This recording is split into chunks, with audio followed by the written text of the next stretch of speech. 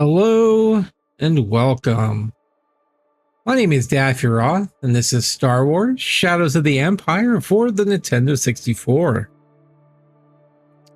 So this episode we're just going to go ahead and cover the manual, and then I'll be posting the follow-up gameplay video the same day, generally about 15 minutes after this goes up. All right, so here we have our cover. Pretty standard for a Star Wars, it shows all the different characters, and on the one side of the rebels, and then on the other, the Empire. And who's that in the middle? I have no idea, but I'm sure we'll find out. All right, of course, this is for the N64. All right, next up, we have our warning. Please read carefully. Carefully read the consumer information and precautions booklet included with this product before using your Nintendo hardware system, game pack, or accessories. This booklet contains important safety information. I have to say, I always do enjoy manuals that are cover, that are color rather, and as well as using, like Star Wars. For instance, this is Star Wars, you have like the star background and stuff. It just adds stuff to the actual overall manual. Caution, Nintendo 64 generates realistic images and 3D simulations. While playing or watching certain video images, some people may experience dizziness, motion sickness, or nausea. If you or your child experience any of these symptoms, discontinue use and play again later. I mean, I don't know about realism, but okay. This is rated teen. We have our table of contents. Looks like we're going to go over levels. It's got 10 levels altogether. Next up, we have the N64 controller. Control stick function. The Nintendo 64 control stick uses an analog system to read the angles and directions of its movements. This allows subtle control that is not possible using the conventional control pad. When turning the control deck power on, do not move the control stick from its neutral position on the controller. If the control stick is held at an angled position as shown in this picture on the left, when the power is turned on, this position will be set as neutral. This will cause games using the control stick to operate incorrectly. To reset the neutral position once the game has started, let go of the control stick so it can return to its center position as shown in the picture to the left, and press start while holding the L and R button. So that's kind of cool. The control stick is a precision instrument. Make sure not to spill liquids or place any foreign objects into it. If you need assistance, contact Nintendo Assistance at 1-800-255-3700 or your nearest Nintendo authorized repair center. Holding the controller. While playing Shadows of the Empire, we recommend you use the hand position shown below. By holding the controller like this, you can operate the control stick freely with your left thumb. Using your right thumb, you can access the A, B, or C buttons. Place your left index finger where it feels comfortable, but not in the position where you might accidentally press the Z button on the back of the controller. As far as I can tell, the Z button really hasn't done anything, so... Connecting the Nintendo 64 controller to play Shadows of the Empire, connect the controller to socket 1 located on the front panel of the control deck. If you change the connection during the game, you will need to either press reset or turn the power off to make a new connection active. This game is designed for one player, so only one controller is needed. Starting a game, correctly insert the Shadows of the Empire game pack into your Nintendo 64 system and move the power switch to the on position. When the title screen appears, press start. The following screen will appear. For options, see page 36. Let's see your start game. Begin by selecting one of the 4 save files, then press start. Next, enter your name and select end. And select end. The game's default start setting is a medium difficulty level. To change difficulty levels, press up or down on the control stick or press the control pad. Press start to begin play. Entering or changing your name. To change the default name, press the L or R button. Highlight rename with the control stick, then press A or B to confirm. Select the letters you want, then press the A or B button. After each selection, to confirm the L or right buttons to switch for the upper or lowercase levels. Erasing saved data. To erase a saved game, highlight the desired file with the control pad or control stick and press the L or R button. Then select clear, press A or B twice to confirm, move the control stick or control pad to cancel. You'll be able to replay levels at once that have been completed. On the right side of the screen, information such as number of lives, game difficulty, completion time, and the number of challenge points will be displayed. Once you have started a game, you cannot change the difficulty settings unless you start over. The harder the difficulty level is to finish, the better your rewards will be. Part 1, the Battle of Hoth. It is a time of crisis. Imperial probes scouring the galaxy for the hidden rebel base have discovered their outposts on the remote ice world of Hoth. Darth Vader, obsessed with finding Luke Skywalker, has sent his forces to engage the rebels in battle. With the dreaded Imperial fleet approaching, a lone freighter has entered the Hoth system. That big old turbo cannon on top. It's like the Hoth. It's like the Corellian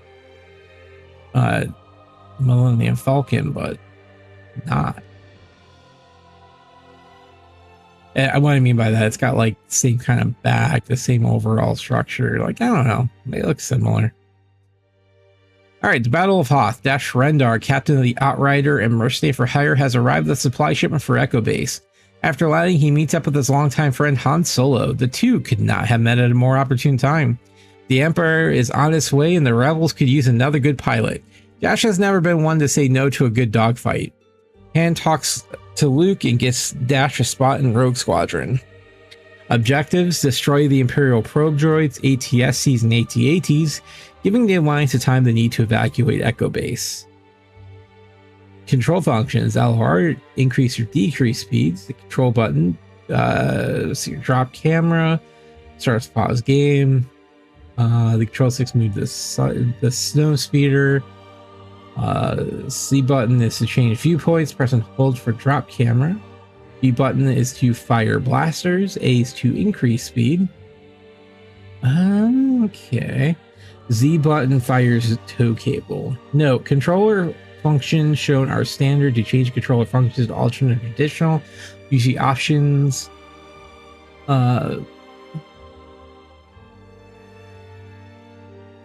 Options menu during gameplay. Well, I couldn't read that because of the black on black almost.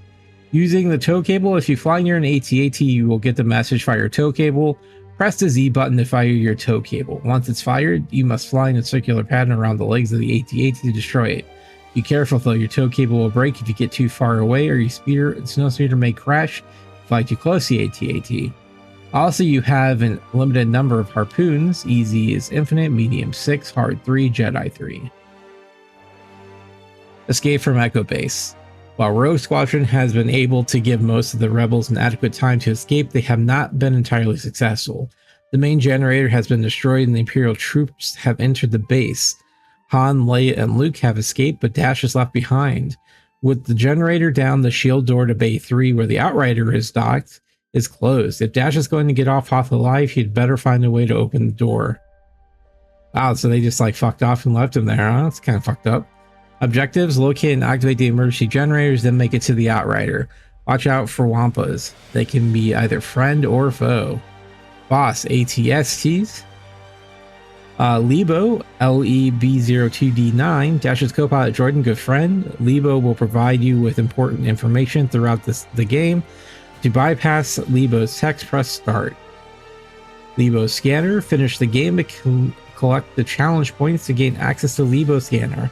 The Lebo scanner is a multi-view overhead surveillance system that allows you to see through walls and floors. Activate it by holding the C button for 5 seconds. Other cooler game secrets are in store if you complete the game and find all the challenges points for medium, hard, and Jedi modes. Control functions: we have the L button changes viewpoint. R button opens doors or activates switches or to strafe. Control pad: change the view pad or drop camera. Start, pause game. Control stick: you move dash. The Z button holds to look around.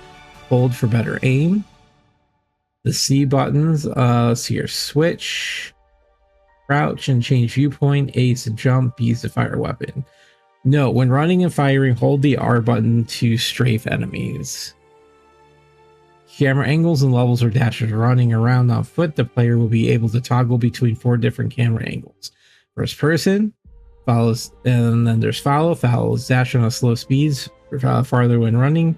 Movie, the movie angle changes depending on Dash's location. It's more difficult to control Dash, but it looks really cool. Overhead perspective, often very useful for precise jumping. Asteroid chase. Dash has escaped Hoth in one piece, but he's not quite in the clear. An Imperial Star Destroyer has been spotted just off of Hoth. As if things weren't bad enough, the Outrider is approaching an asteroid field. With his co-pilot droid Lebo at the helm, Dash mans the gun turrets to fend off incoming TIE fighters and TIE bombers. Only when the TIEs are destroyed can the Outrider make the jump to lightspeed and escape the Empire. Objectives: man the Outrider's gunnery controls and destroy incoming TIEs and asteroids. Shoot the red asteroids for challenge points. Control functions: pause to start the game. The L and C buttons change viewpoint first or behind the Outrider perspective. R buttons to fire missiles. A, B is to fire gun turret. C and Z buttons fire missiles, and then control 6 moves turret. See what I mean though? Like, I just like the way this, like the man. I just love, like, look at that TIE fighter, man. This looks great. Next up, look, just see Boba Fett. Looking mighty awesome there. Part 2, In Search for Boba Fett. A rival bounty hunter has forced Boba Fett into hiding before he could deliver his prize, the Carbonite frozen Han Solo, to the vile gangster Jabba the Hutt. As Luke Skywalker and rogue mercenary Dash Rendar search for Boba Fett, a sinister new figure emerges from the underworld. This cunning and ruthless head of the powerful crime syndicate Black Sun plots to ensnare young Skywalker and replace Lord Vader as the Emperor's right hand. The Ord Mantle Junkyard. After escaping the asteroid field, Dash discovers that IG-88, the bounty hunter trailing Boba Fett, is on Ord Mantell. He's in a junkyard looking for parts to repair his ship after it was damaged by Boba Fett. Dash has landed on Ord Mantell, hoping to track down IG-88 and find out where Boba Fett is hiding. He knows that Princess Leia will pay handsomely for news of Han's whereabouts. Objectives: move from train car to train car until you reach the end. Watch out for turns in the track. Jumping while the train is turning can be dangerous. Magnetic field surrounding the train disables all of Dash's weapons except his blaster. He will be able to access other weapons once he reaches IG-88 and bosses IG-88. Control functions are pretty much the same as before for when we're on foot.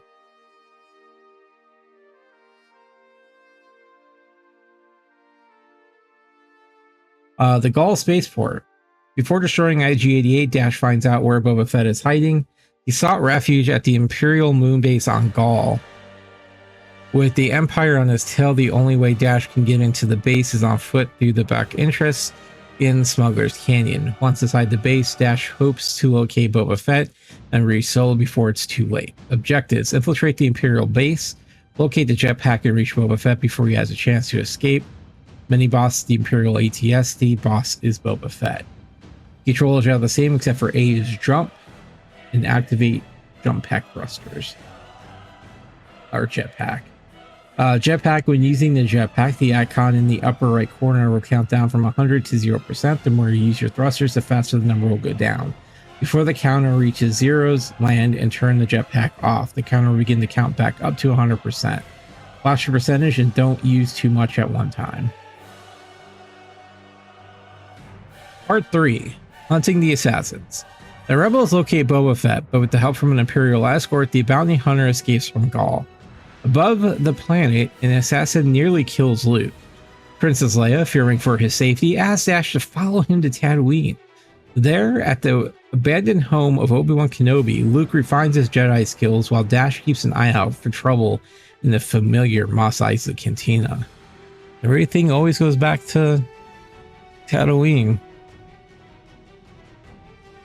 Mos Eisley and Beggar's Canyon. While hiding out in Mos Eisley, Dash overhears the discussion. Jabba the Hutt has hired a swoop game to kill Skywalker. The mercenaries speed away towards Kenobi's old home. Why does Jabba the Hutt want Skywalker dead? Dash had better reach Luke before the Swoop Gang does, or he may never find out. Objective: race through the streets of Mos Eisley and Beggar's Canyon. You must destroy the other swoop bikes by ramming them into the walls or obstacles, then get to Kenobi's place at the end of the canyon. Watch your speed. If you go too fast, you might crash. On the other hand, you need to get to really fast to clear the Eye of the Needle. Alright, and this is, let's see here, ram left, ram right.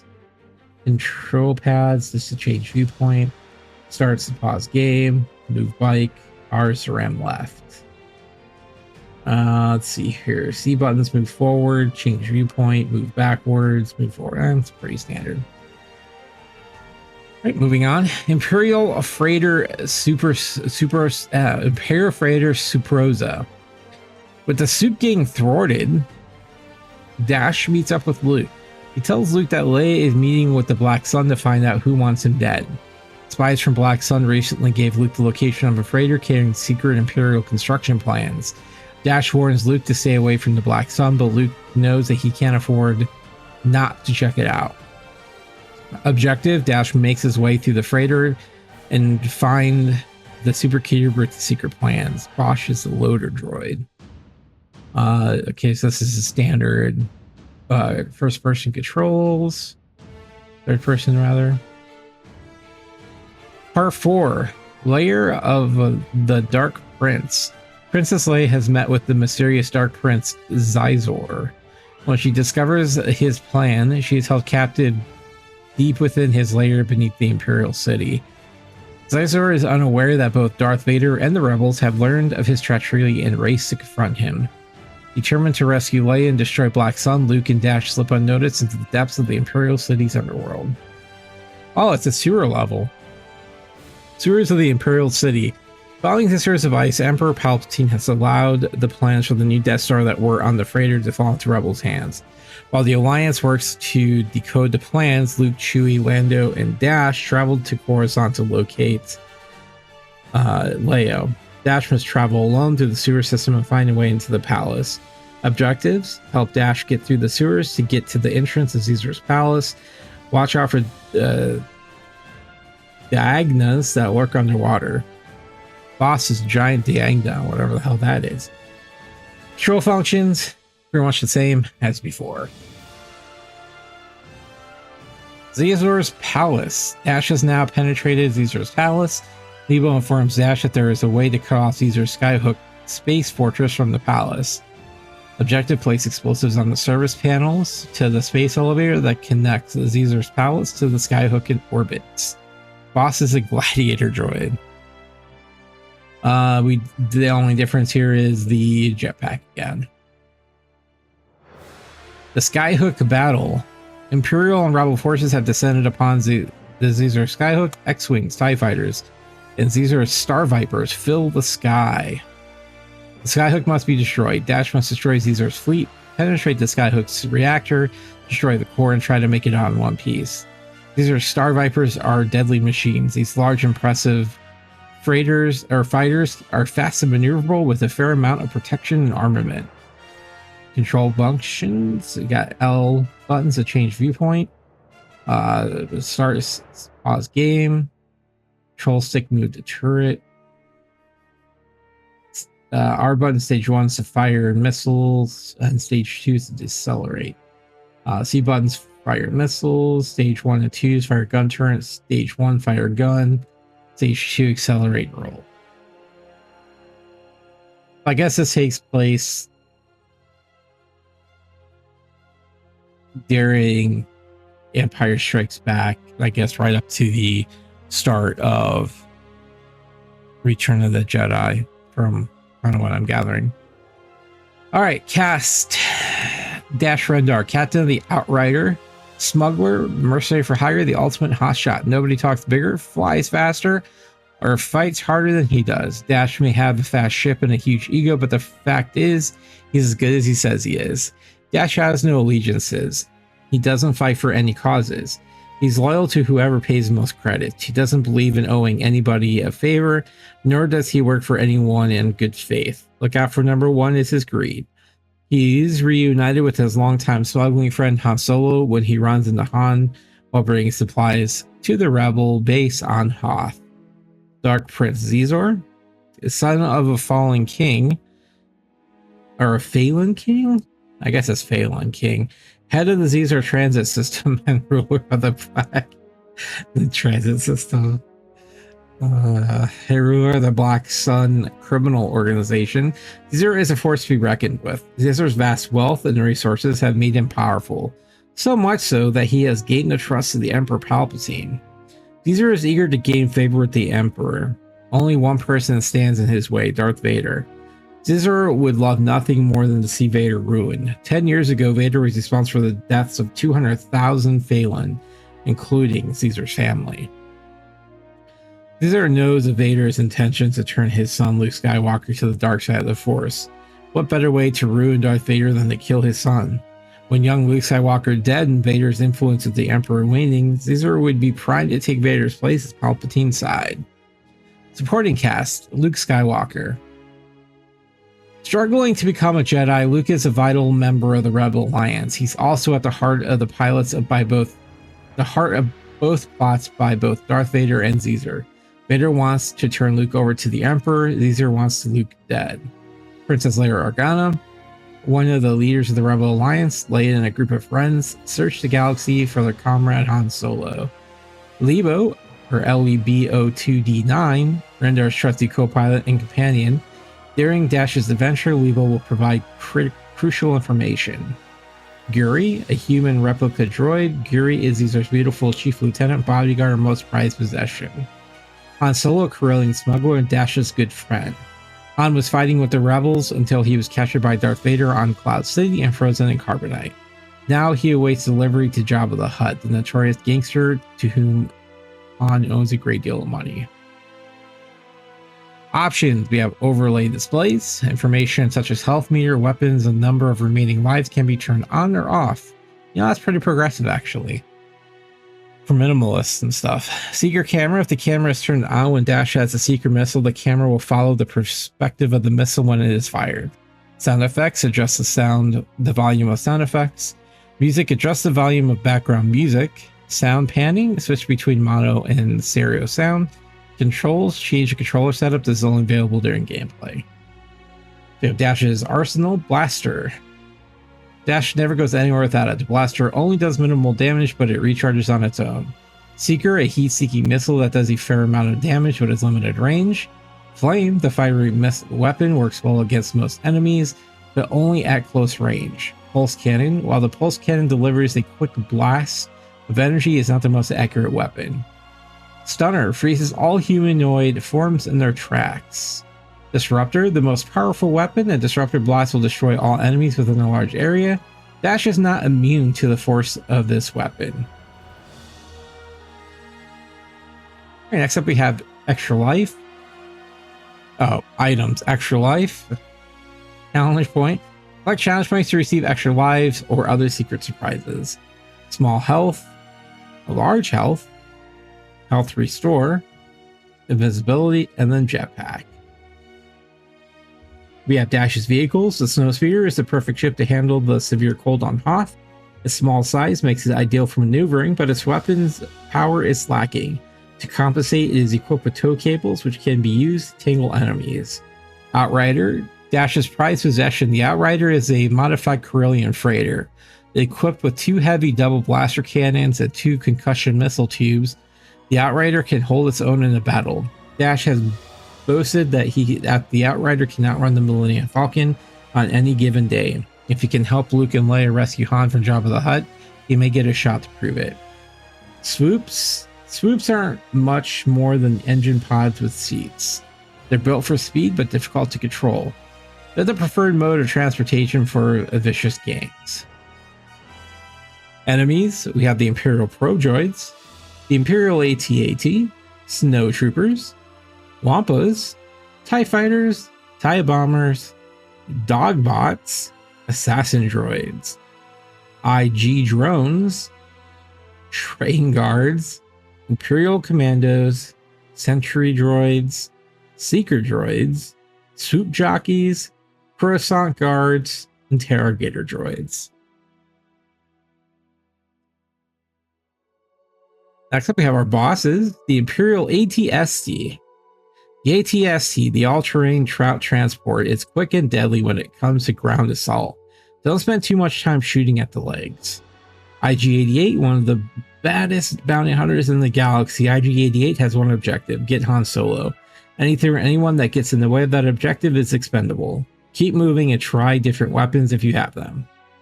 Boba Fett, possibly the most notorious bounty hunter around.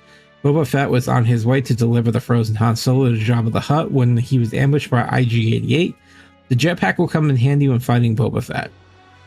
Loader droid, not the most intelligent machine, but the loader droid has some pretty powerful arms. Try not to get too close to them. Giant Diagna. Diagnas are vile, detestable creatures that lurk in the sewers. The Gladiator droid, a massive killing machine with the good mobility and incredible firepower. Whatever you do, don't stay in one place too long. Note, all bosses are protected by a magnetic field that disables the tracking system of the secret missiles. Yeah, of course it does. Because why would a giant Dagobah have a magnetic shield? Can you tell me that? All right, next up we just have our reporting, copying Nintendo, blah blah blah. Our credits, our 90-day warranty. And then finally, the back of the manual. All right, friends. So that covers the manual. Overall, I'm kind of excited to get into this. I've read some stuff that it's pretty janky and buggy and frustrating, but overall, the story looks like it's fun. You know, I'm kind of sad that we didn't get more Adventures of Dash. You know, and overall, just the fact that the entire extended universe has got kiboshed for the abomination that Star Wars is now, but it is what it is.